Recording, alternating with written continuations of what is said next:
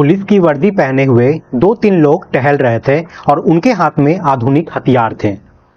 इसी बीच में एक पति और पत्नी ने मैगी का ऑर्डर दिया था और जैसे ही मैगी आती है तो पति ने मैगी खाना यहाँ पर शुरू कर दिया। पत्नी इंतजार कर रही थी कि उसका मैगी आएगा तो वो भी खाना शुरू कर देगी। अब जिसने वर्दी पहनी हुई थी वो उन दोनों के पास जाते हैं और जाकर उसके पति से कहते हैं कि तुम क्या मुसलमान हो। यह देखकर वो हैरान हो जाता है, सोचने पर मजबूर हो जाता है। वो कहता है कि तुम कैसी बातें कर रहे हो, जाओ अपना काम करो। फिर वर्दी वाले ने कहा कि कुछ तो सुना दो, कुछ इस्लामिक आयत वगैरह जो तुम्हें आती है वो सुना दो। लेकिन उस पति ने फिर से उसे हैरानी से देखा और देखकर कहा कि क्या बातें कर रहे हो, और उसको इग्नोर करते हुए अपनी मैगी वो खाने लगता है। लेकिन तीसरी बार फिर से एक आवाज आती है, नाम तो बता दो कम से कम अपना। जैसे ही उस व्यक्ति ने अपना नाम बताया कि मेरा नाम शुभम द्विवेदी है, बताओ क्या करोगे। अब इतना कहना था कि इधर से तड़ातड़ गोलियां चलने लगती है और जैसे ही गोली चलती है शुभम द्विवेदी जमीन पे गिर जाता है। उसकी उसी वक्त वहां पर मौत हो जाती है। अब उसकी पत्नी जोर जोर से चीख रही थी, चिल्ला रही थी और वो कह रही थी कि तुमने मेरे पति को मार दिया है, अब मुझे भी मार डालो, मैं जी के ही क्या करूंगी। जैसे ही ये बात कही जाती है उस व्यक्ति को बिल्कुल भी दया नहीं आती है, ना ही वो घबराता है ना ही वो डरता है। वो कहता है कि जाकर अपने मोदी से कह देना कि हमने इसको मार दिया है। जैसे ही ये बात कही जाती है उसके बाद उस महिला का रो रो कर वहां पर बुरा हाल हो जाता है। उन गोलियों की तरतराहट की आवाज वहां पर बहुत सारी संख्याओं में जो लोग होते हैं उनके पास पहुंचती है। जैसे ही उन्होंने सुना तो वो भी बचने के लिए इधर उधर भागने लगते हैं, कोशिश करने लगते हैं। लेकिन गोलियों की रास्ते में जो भी आ रहा था वो मारा जा रहा था। लेकिन वो लोग गोली चलाने से पहले सबका नाम जरूर पूछ रहे थे। नमस्कार, मैं मुकेश। आज की जो सच्ची घटना मैं आपको सुनाने जा रहा हूँ, ये सच्ची घटना है जम्मू कश्मीर के जिला अनंतनाग की। जिला अनंतनाग का एक गांव लगता है पहलगाम। दरअसल ये पहलगाम की एक सच्ची घटना है।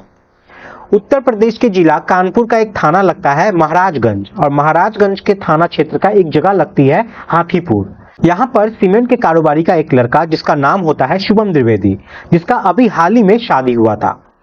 12 फरवरी 2025 को शादी के बाद अपनी पत्नी से कहता है कि कहीं घूमने का प्रोग्राम बनाते हैं। इसी बीच में जब बात घूमने की आती है तो परिवार के बाकी सदस्य से भी कहा जाता है कि चलो कहीं घूम के आते हैं। इस तरह से घर के परिवार के सदस्यों ने अपना अपना नाम अंकित कराना शुरू कर दिया। देखते ही देखते संख्याएं 9 हो जाती हैं। अब परिवार के 9 लोग तैयार हो जाते हैं घूमने जाने के लिए। अब 16 अप्रैल 2025 को जम्मू के श्रीनगर में ये सब पहुंच जाते हैं और श्रीनगर में जाने के बाद वहां ठहरते हैं और वहां से अलग अलग इलाकों की तरफ वो रुख करने लगते हैं और घूमने लगते हैं। परिवार के यहाँ पर 9 सदस्य होते हैं। पहले वो जाते हैं सोनमार्ग, उसके बाद जाते हैं गुलमर्ग और फिर इधर उधर वो घूमते थे और फिर आकर अपने कमरे पर आराम करने लगते हैं। अब ये 22 अप्रैल 2025 की ये बात है। ये सब पहलगाम की तरफ रुख करते हैं, जिसे मिनी स्विट्जरलैंड भी कहा जाता है। अब ये शुभम अपनी पत्नी के साथ ही चचेरा भाई और उसकी पत्नी की भी होती है। 4 सदस्य ऐसे होते हैं जो चले जाते हैं और 5 सदस्य ऐसे होते हैं जो रुक जाते हैं, नहीं जाते हैं। दरअसल पहलगाम जब ये पहुंचते हैं तो वहां पर एक घाटी है। बेसन घाटी जो है वो लगभग 8 से 10 किलोमीटर में फैली हुई है, जिसके लिए वहां पर घूमने के लिए घोड़े करने पड़ते हैं, क्योंकि सब कोई चल के नहीं चढ़ पाएंगे क्योंकि ऊंचाई पे है वो। इसलिए परिवार के 5 सदस्य ऐसे थे जो बोल दिए थे कि हम नहीं जाएंगे, तुम चारों जाओ, घूम के आओ। फिर घोड़े वाले से रुपए पैसे सेटलमेंट होने के बाद वे लोग बैठते हैं और लगभग 8 से 10 किलोमीटर का ये सफर जो है पहाड़ियों में लोग इधर उधर वो घूमने लगते हैं। इसी तरीके से यहाँ पर और भी सैलानी होते हैं जो घोड़ों का मोल भाव करते हुए यहाँ पर इधर उधर घूम रहे थे। इन्हीं में शुभम द्विवेदी अपनी पत्नी के साथ और साथ ही अपने चचेरे भाई और उसकी पत्नी के साथ वहां पर चले जाते हैं। वहां जाने के बाद जब ये वहां पर ऊपर पहुंचते हैं तो उनका जो घोड़ा वाला होता है वो कहता है कि साहब, मैं यहाँ पर आपका इंतजार कर रहा हूँ, आपको एक टिकट लेना है। आगे टिकट लेने के बाद आराम से आप 1 घंटे 2 घंटे जितना मन करे उतना घूम सकते हैं। इतना खूबसूरत दृश्य है, इतना खूबसूरत नजारा है यहाँ का कि आप देखते ही कहोगे कि कश्मीर तो जन्नत है। जैसे ही ये बात शुभम द्विवेदी सुनता है तो वो मुस्कुराने लगता है और कहता है कि पूरा कश्मीर घूम लिया है भाई, अब सिर्फ ये पहलगाम बचा हुआ है और ये घाटी बची हुई है। अब ये चढ़ाई करने लगते हैं। जब चढ़ाई करते हैं तो लगभग 2 या 3 घंटे का समय लग जाता है। अब ऐसे में प्यास और भूख भी इन्हें लग जाती है। तभी शुभम द्विवेदी ने अपनी पत्नी से कहा कि चलो कुछ खाते हैं। खाने के नाम पर वहां पे या तो मक्का की रोटी या साग मिलता था या फिर मोस्टली वहां पर जो मैगी होती है वो मिलती है। अब ये मैगी के लिए ऑर्डर दे देते हैं।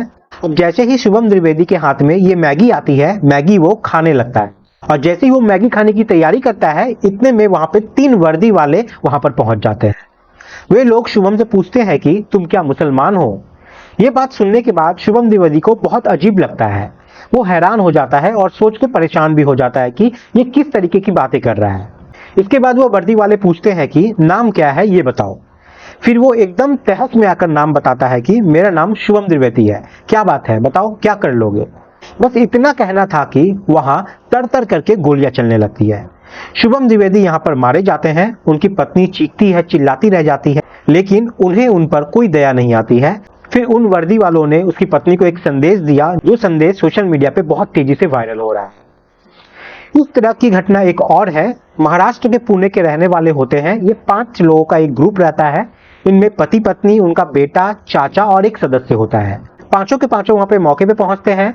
जैसे ही गोलियां चल रही थी, इन्होंने भागकर पास ही के एक टेंट होता है, उस टेंट में जाकर छुप जाते हैं। उन्हें लग रहा था कि यहाँ आराम से सुरक्षित है, कोई कुछ नहीं कहेगा, कुछ नहीं होगा। लेकिन टेंट के बाहर वही पुलिस का वर्दी पहने हुए जो आतंकवादी होते हैं, वो जाकर वहां पर आवाज लगाते हैं। दरअसल एक जो बुजुर्ग आदमी होता है टेंट के अंदर, जिसकी उम्र लगभग 54 साल के आसपास होती है, नाम उसका संतोष जगदाले होता है। ये बात मीडिया में उसकी बेटी जो होती है आशावरी जगदाले, उसने ही मीडिया को ये सारी बात बताई थी। दरअसल ये आतंकवादी संतोष जगदाले से कहते हैं कि चौधरी तू इधर आजा, बाहर आजा। चौधरी करके वो उसे बाहर बुलाते हैं। वो बुजुर्ग आदमी जो कि 54 साल का होता है, वो बाहर आता है। वो बहुत डरा हुआ था, उस वक्त सहमा हुआ था, समझ नहीं पा रहा था कि आखिरकार करे तो क्या करे। उसे वो आतंकवादी कहते हैं कि कुछ याद है, कुछ आयात वगैरह याद है क्या? कुछ इस्लामिक आयात हो तो कुछ हो तो सुना दो। लेकिन वो सुना नहीं पाते हैं। अब इसके बाद उस पर गोली चला दी जाती है और जो पहली गोली होती है वो उसके सर पर मारी जाती है, दूसरी गोली उसके पीठ पर मारी जाती है और तीसरी गोली उसके कान के पास मारी जाती है। अब इस बुजुर्ग के शोर चीखे सुनने के बाद जो उसके भाई होता है, जिसका नाम कौस्तभ होता है, कौस्तभ भी वहां से बाहर निकल के आता है। आतंकवादी ने सोचा कि ये तो उसका भाई है, जरूर हिंदू ही होगा, इसलिए बिना कुछ नाम पूछे उछे उस पर भी 4-5 गोली वहां पे मार देता है। गोली लगते ही वो भी जमीन पे वहां पे गिर जाता है और उसकी मौके वारदात पे मौत हो जाती है। इसके बाद एक और कहानी हरियाणा की है। हरियाणा करनाल का जो सेक्टर 7 है, वहां का एक गांव लगता है भुसली। वहां के रहने वाले नेवी के लेफ्टिनेंट विनय नरवाल होते हैं। दरअसल 16 अप्रैल 2025 को इनकी शादी हिमांशी से होती है। उसके बाद फिर ये प्लान बनाते हैं कि क्यों ना विदेश घूम के आया जाए, स्विट्जरलैंड घूम के आते हैं। इसके लिए उन्होंने यूरोप का एक वीजा भी लिया था, अप्लाई किया हुआ था, लेकिन वीजा जो है अप्लाई करने के बावजूद भी इनको नहीं मिल पाता है। वीजा रिजेक्ट हो जाती है तो ये अपने पति से कहता है कि तुम परेशान क्यों होती हो, हम अगर यूरोप नहीं जा पाए तो क्या हुआ, अपने देश में भी तो मिनी स्विट्जरलैंड है, वहां चलेंगे। इन्होंने टिकट बुक कराया और सीधा ये जम्मू कश्मीर के श्रीनगर में पहुंच जाते हैं। वहां जाने के बाद ये सबसे पहले इनका जो रुख था वो मिनी स्विट्जरलैंड की तरफ था, इसलिए ये 21 अप्रैल को ये मिनी स्विट्जरलैंड में पहुंच जाते हैं और घूमने के लिए अगले दिन निकल पड़ते हैं। और घूमने के लिए सबसे पहले ये जाते हैं पहलगाम। ये वहां पर जाते हैं और जाने के बाद पति पत्नी आपस में बातचीत कर ही रहे थे कि तभी तरातर गोली चलने लगती है। इनसे भी नाम पूछा जाता है और इनसे भी पूछा जाता है कि कौन हो, क्या करते हो। जब इन्होंने बताया तो वो आतंकवादी इन्हें भी गोली मार देते हैं। और फिर इसके बाद उसकी पत्नी ने चीखना चिल्लाना जब शुरू किया, उसकी पत्नी ने ये भी अपील की वहां पर कि अब मैं जी के ही क्या करूंगी, मुझे भी मार दो। तब उन्होंने ये संदेश उसे भी दिया कि जाकर मोदी से कह देना, मोदी को बता देना कि हमने ऐसा किया है, हमने इसे मारा है। अब जैसे ही ये सूचना घर पर पहुंचती है तो घर वालों का रो रो कर यहाँ पर बुरा हाल हो जाता है। बताया जाता है कि 2 मई को इस लेफ्टिनेंट का जन्मदिन भी था, जिसकी तैयारी भी चल रही थी। लेकिन लेफ्टिनेंट की मौत की सूचना के आते ही परिवार वालों का यहाँ पर रो रो कर बुरा हाल हो जाता है। दरअसल ये आतंकवादी वहां पुलिस की वर्दी में आए थे, इसलिए कोई समझ ही नहीं पा रहा था कि आखिरकार वजह क्या है। बात क्या है कि ये गोली चला रहे हैं चारों तरफ में, और जब तक समझ पाते तब तक बहुत देर हो चुकी थी।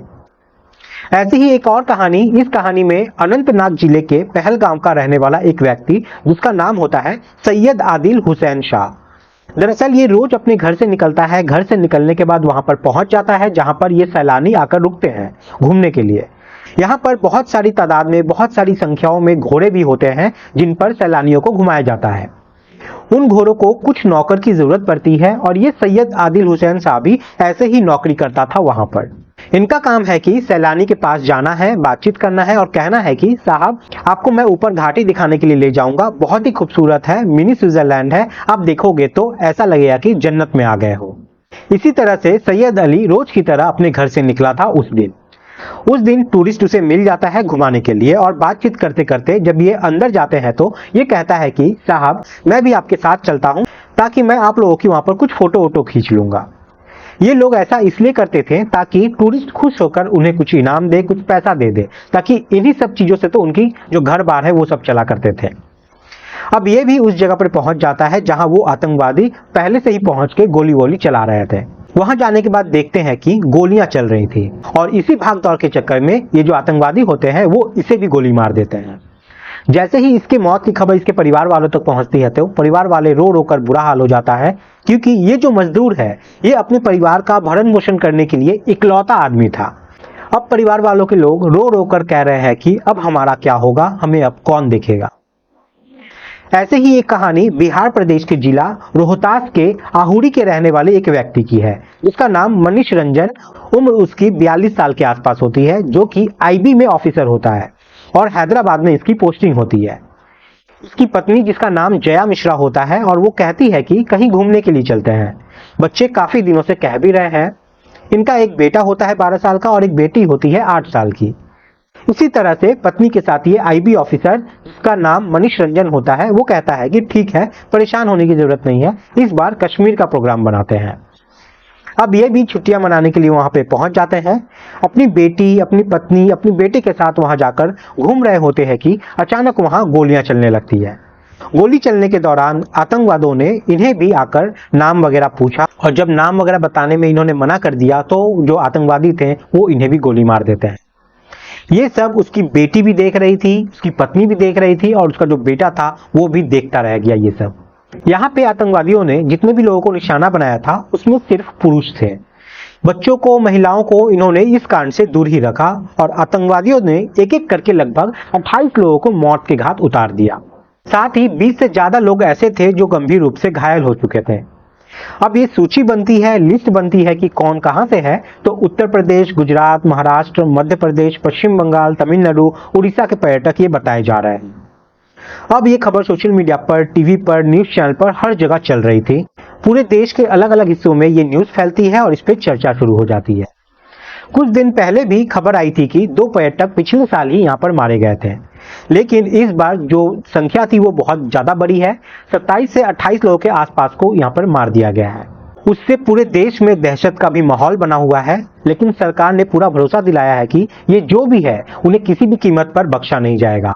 ये जो लोग मारे गए हैं इसमें कुछ विदेशी भी बताए जाते हैं, जिसमें नेपाल और यूएई के कुछ लोग हैं और साथ ही स्थानीय के भी कुछ लोग हैं। कुल मिलाकर ये लोग 28 बताए जा रहे हैं।